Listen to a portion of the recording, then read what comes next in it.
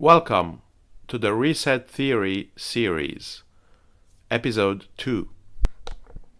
This episode is about Hungary 1956, Ukraine 2022. One of the most frequent features of the oligarchic storytelling is to present as radical innovations things that have actually been very common for years or sometimes decades. That's how a common flu can become the Black Plague, and that's how a local conflict in Eastern Europe can become World War III. Since February 2022, Russia is supposed to be at war with Ukraine. Though, from a purely legal point of view, Russia is at war with nobody, since no formal declaration of war has been issued by the Russian state, which is officially conducting a special military operation. The Ukrainian state, on the other hand, seems to be rather officially at war with its big neighbor Russia, while still allowing the transit of Russian gas through Ukrainian territory towards Central Europe. In the meantime, the most serious analysts all point to the fact that on the western side of this conflict, the entity waging war is actually not small and pauper Ukraine, but NATO. Now, the actual military operations affect 0% of the territory of NATO states and a very small percentage of the territory of Russia, which makes perfectly understandable the fact that less than half of the Russian military capacities are used in the special operation, while officially no NATO trooper and de facto up to a few 10,000s of mercenaries from NATO countries are actually waging war on the so-called Ukrainian side. The actual war of 2022 is the war waged by global overlords against the global mass of their peasants. Like any war, this war also generates its war fog. In this war fog, the events taking place, and especially the ones not taking place in and around Ukraine, are presented as radically new phenomena. Now, if we define war as implying a sincere intention of mutual destruction leading the acts of at least two opposed protagonists, then it is perfectly clear that there is no war at all presently going on between Russia and NATO. How new is such situation? Well, it is actually not new at all. This situation of fake war is well known to everybody under the name of Cold War. Admittedly, the global confrontation between Stalin's Soviet Union and the West may have looked like an actual war during more or less than 1 decade. Then, in 1962, the Cuban Missile Crisis made it finally clear to everyone who had eyes to see that the Soviet Union and NATO were actually not at war.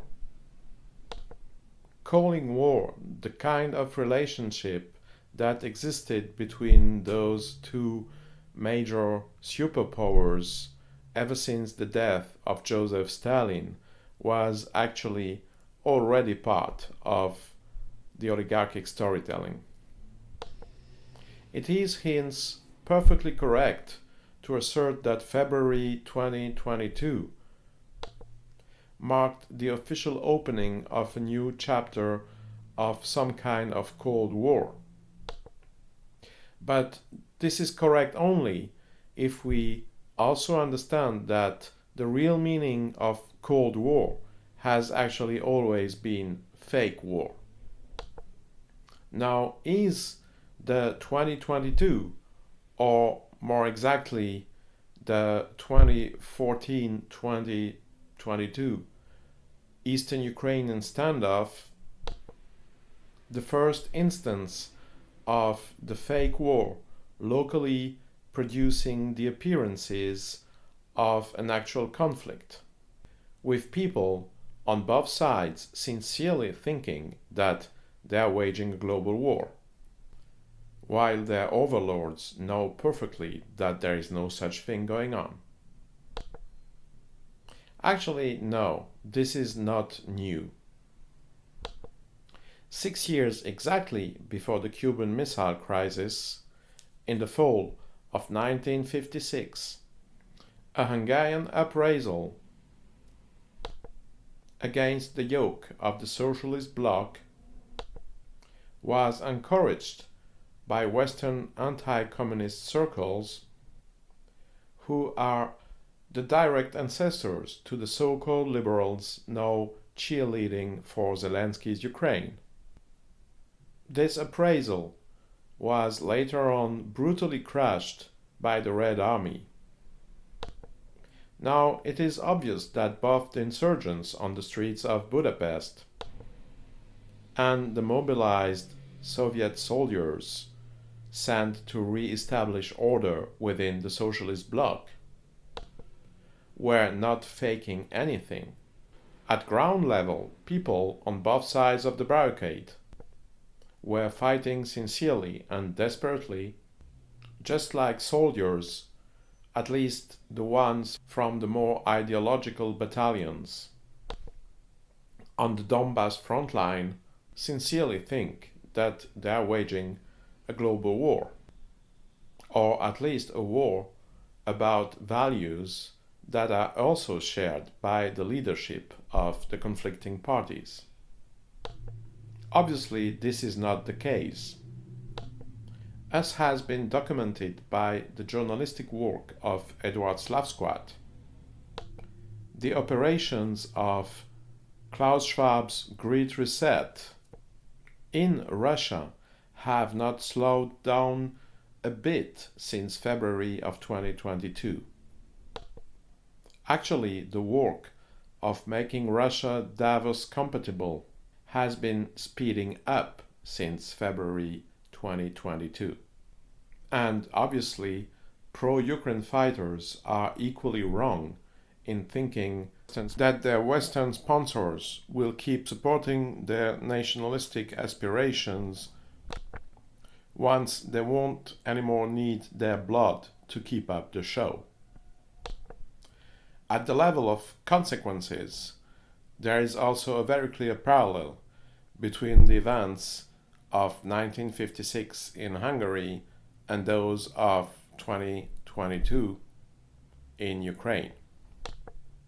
In both cases, material sacrifice was honored and retributed mostly by words of appraisal and symbolic solidarity, while material solidarity with the Ukrainian nation is mostly expressed by quote-unquote accepting refugees who happen to be mostly relatively young white adults who very often speak one or several Western languages and may also have professional skills.